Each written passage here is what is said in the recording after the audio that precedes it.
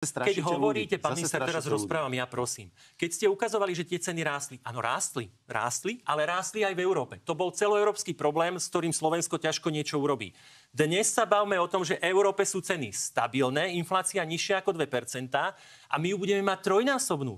Tento rok ľudia budú výrazne viac cítiť zdražovanie ako Európania. Ako sa to prejaví na tých cenách? Lebo napríklad aj Slovenská aliancia moderného obchodu, oni teda hovoria o tom, že tá znížená DPH sa pozitívne prejavila aj v obchodoch, ale ceny nie sú zmrazené, čiže sú tam nejaké odhady do budúcna. Viete vy povedať možno v SAS, s čím počítate? No, s čím počíta SAS. Ja budem hovoriť stále, s čím počítajú aj slovenskí štatistici, aj Národná banka. Je jasné, že sa hovorí o inflácii minimálne 5%, o inflácii minimálne 5% a možno aj viacej.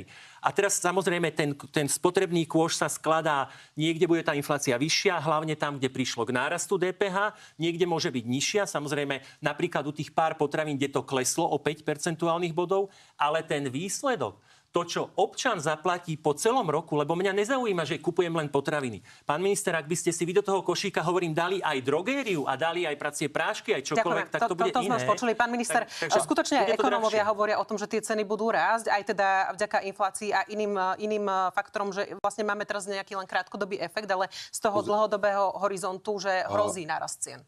Odpoviem vám hneď, ale ešte pripomienka. Pán kolega, áno. Tá 30% inflácia, ktorá bola za vašej vlády na Slovensku, potravinová, že vyšli tie ceny hore, boli aj v iných krajinách. Lenže každá iná krajina robila kroky na to, aby pomohla svojim občanom. Vy ste nespravili nič. To je ten rozdiel.